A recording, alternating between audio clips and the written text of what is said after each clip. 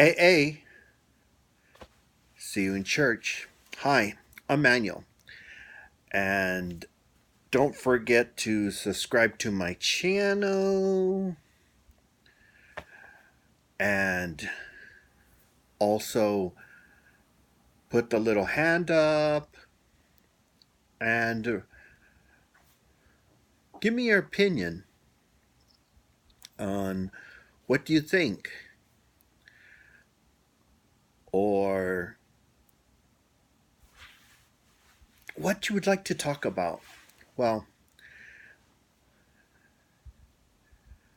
this one is going to be about um, stories. It's my story time. That's right, story time. These are stories that are based on, supposedly based on true, because we heard the old people talk about it, and this is their stories. And they were sort of scary because they were supposed to be true, but they weren't trying to scare us. Anyway, I've heard two versions of this, and the two versions were from different locations. I can't really tell you from where, to be honest. If they did say where, I don't remember. Anyway, okay. This one and older lady, she sat with our group. um, I think we were in the dark for powerless, I should say, instead of in the dark, because it wasn't really in the dark. It was powerless for a couple of days. So, um, one of our neighbors had a little air conditioning unit that you could power by putting a little bit of gasoline in a generator. And about, I think it was about 3 o'clock, or was it later or earlier, maybe 12. Our neighbor would put in the gas, put, pull it and pull it on, and then run through her house a cord. And everybody was sitting, around in a circle. And I was there too. There were other kids sometimes, but I usually was there. And since it was so hot and everything, we had already had our lunches, and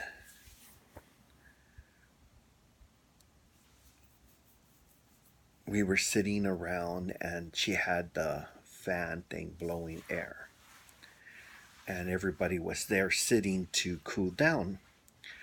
And one of the ladies started to tell her story. Well, her story was this. She and her family lived in this area since forever. Their land had been owned by them for hundreds of years. That's why I always thought it might have been Mexico where she was talking about. She lived. Because it wasn't here, because the people that were here lost their lands. And it became part of America, and a lot of people ended up slaves and were working their own land that had been in their family for hundreds of years. Anyway, she goes over and she's telling us where she lived. There was this little lake, and everybody lived around it. Um, they used that lake to water their fields and feed their animals and stuff like that. And um, for some reason, the water always was there. And anyway, but there was woods around them.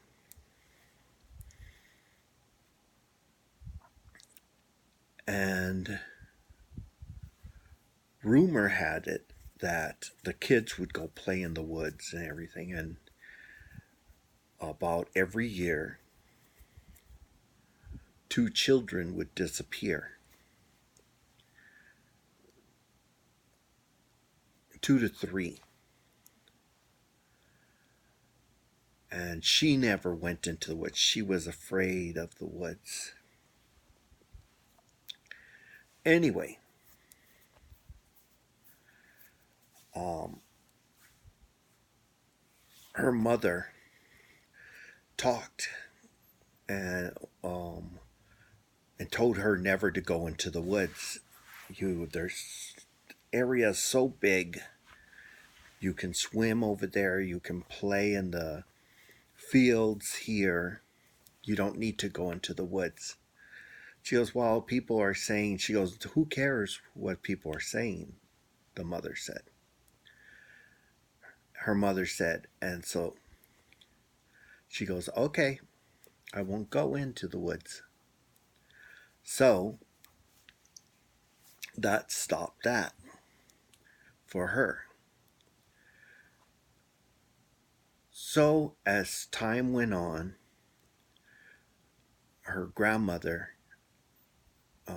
had come to live with them and went and during one of the nights she sat there, and one of the neighbors had gotten really, really sick. And she heard her grandmother lean over to her mother and say, did she go over to the temple and ask for assistance? And her mother says, I don't know if they know about that. She goes, well, is she your friend? She goes, oh yeah. She goes, well, go tell her. So she had never heard of no temple. She was like, temple? What is that about? So she just sort of, didn't know what her mom was talking about. And she went with her mom to the neighbor. And mother sat down and she pretended she was playing off on the side, but she was, what's this temple? Really interested. She sat down with them and said, with the mother, and says, have you gone to the temple and asked for assistance? The lady says, from what I understand, there's less assistance and more loss. And she goes, well, where have you been going? And she told her, and she goes, no, I don't know what that is. She goes, no. She goes, I'll go with you if you want me to. And they put together, she said she was watching her mom, and they put together a big plate of all kinds of fruits and stuff. And she followed them from a distance and saw them going into the woods, which her mother turned around and screamed at her, go home, go home. You have no business following. And she goes, I wasn't following, I wanted to play. And her mother gave her a look. So she started to act like she was going to go away. And her and that lady walked into the woods. And she followed. She stayed at a distance. She watched them going towards, it was sort of like a walkway, she said. And I told her I went a yellow brick road. Everybody started laughing. And they said, no, it wasn't yellow. She says it was more gray stonish. And as you got closer and closer, you could see that it looked like somebody had been sweeping back and forth. And they went towards the middle of that. She goes, I've never been there. She said, and they went towards a mountain. It looked like a small mountain with a crown on the top, but she had never seen that mountain before. And they went in, and she waited to listen, but she kept hearing them walk. And as they kept walking, it kept getting quieter and quieter. So she followed into the. She says, well, the opening didn't look like a cave. But as you got in, you could see like pillars and whatever in it. It went into the cave, but it seemed like it was hand built inside. Anyway, she walked in and kept walking, listening to see if she could get close enough. And she hears her mother say, go put that over there. And she puts it down. And she keeps walking, but quietly, because she didn't have her shoes on, so wouldn't have hurt her. She didn't take them with her to start anyway.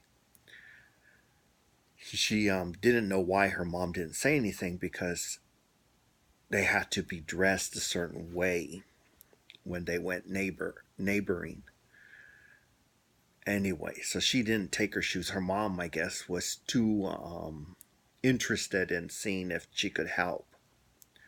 So they go in, and she finally finds them and finds that there's these really, really old ladies there. And the old ladies ask, how can we help you? And the other lady says, I only have this. We are poor. And the older ladies say to them, well, we haven't asked for anything. So, and the lady says, oh no, that's not what I'm saying. This is my offering. Whether you can help us or not, I'm giving you this as an offering for thanks for seeing me. And the older ladies gathered together. They were 4. And they say, oh, we sorry for what we thought. And she goes, oh no. She goes, but I just want to say thank you for at least seeing us, because she goes, my daughter, she's really, really sick. We don't know what it is. We've taken her to a regular doctor, and the doctors could not find what it was.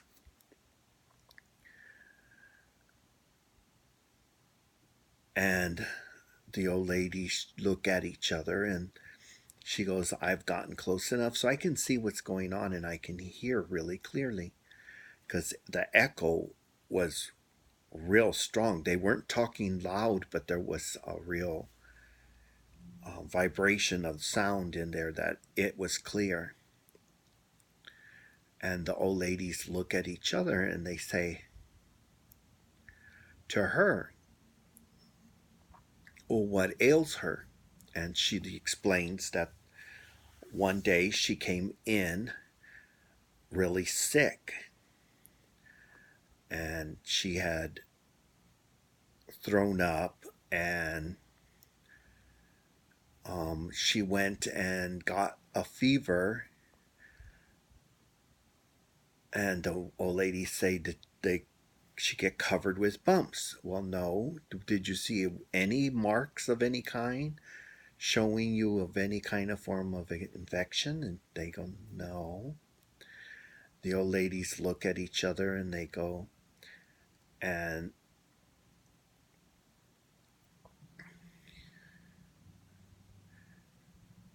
so she goes over, whose daughter is this? And the lady says, it's mine. So they have her sit down in something looked like, she goes, it looked like a throne, but it wasn't really a throne because it was there, it was stone. And she sat there and they looked at her and they pulled 3 hairs out, she said. And they put it into a little dish and they grinded it and they all passed it around. And then burnt it. And she goes, and I could smell the burnt hair. And she goes, and then the old ladies walk over to a table and they mix together some stuff and grind, and they bring it back to her, a little pouch, and they say to her, give her this.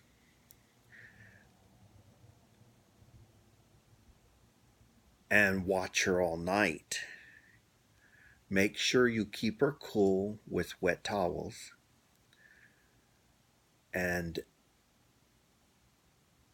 this should clear the problem. So they're just looking at each other and they're like, okay.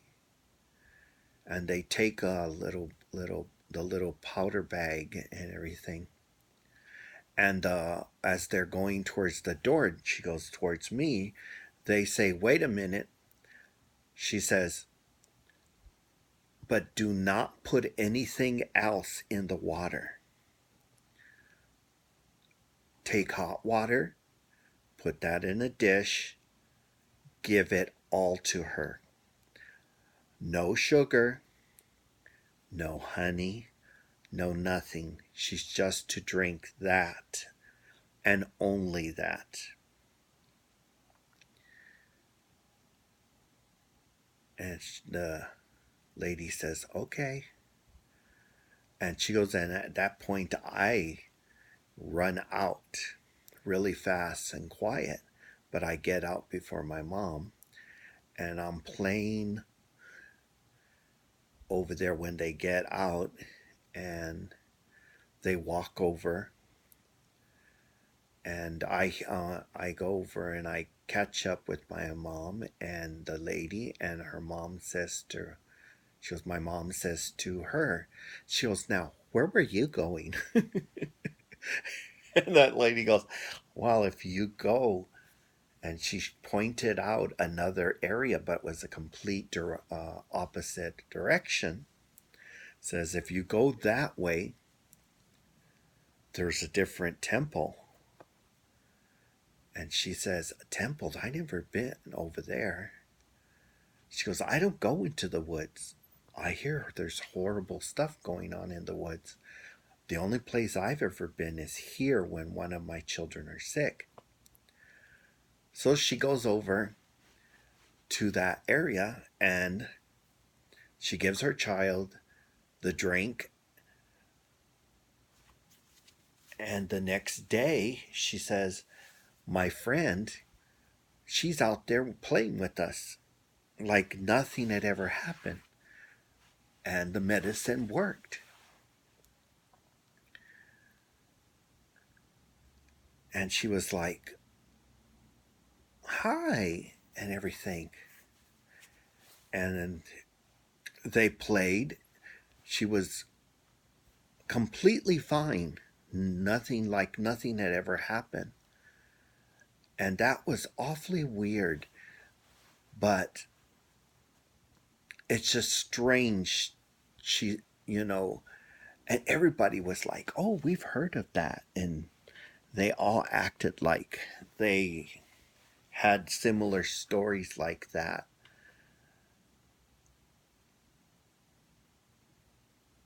And it was just sort of strange. It was weird. And I asked her, "Is that location still there?" She goes, "I don't know why." She goes, "When I was younger, um, she said that something happened, that her whole family, grandmother, everybody, for some reason, they all packed everything up. It was like 2 days before it happened. The whole people picked up their animals, everything. They just gathered everything up and they moved on." And she goes, and she never understood why they moved, why everybody at the last minute just got up and moved. She says, but she heard afterwards, what, being a child though, she goes, I was still a child. She goes, I think I was 15. She goes, and from what she understood at the location where they were at, that there was a horrible, horrible lightning storm and tornadoes, and the area where they live had gone underwater. The little lake became huge, so it was just a big, gigantic lake after that, up to that wooded area, which was quite a bit. So their house was going to be gone, everything, all the little farms were going to be completely gone because it went underwater. She said, but from what she understood, everything had gotten destroyed. But they didn't, never really explained why it did, why they, how they found out ahead of time to leave. She goes, because she would have liked to have known that. That would have been interesting. She goes, she thought maybe, she goes, as I grew up, maybe every 100 years or something like that, that area does that. She was expecting to hear that, but she never heard that. So she goes, that was strange. But anyway, that's my story. It wasn't meant to be spooky. It was interesting to me. I don't know if it's interesting to you, but I'd love to have something like that near me. If I got sick or whatever, we could go over and simply they make a powder, not even seeing the person. I do go give the powder to your child, and the child gets well. That was just strange. She had been sick for so long. I think it was at least 2 weeks. But that's what they said. She had been sick for 2 weeks, and her grandmother came to live with them and told her mom to ask her if she had gone. And it was just sort of strange. But anyway, that's the story. Do you have any stories like that in your family and everything? I have another family story that's similar to something like that, but that's another day. So don't forget to sign up and subscribe to my channel. Put the hand up and say hi. Leave a message. Tell me if you have any kind of stories like that in your life. And let me know of topics you'd like to talk for the rest of the day or whatever that would be interesting to you. I'd like to know. It would be interesting. Maybe I have an opinion or whatever, and if I do, we can talk. Uh, make a video. We'll get to know if that's the same way, and then you tell me what your opinion is. Like they say, knowledge is power, or at least interesting. So, leave me a message. But until then, AA, see you in church.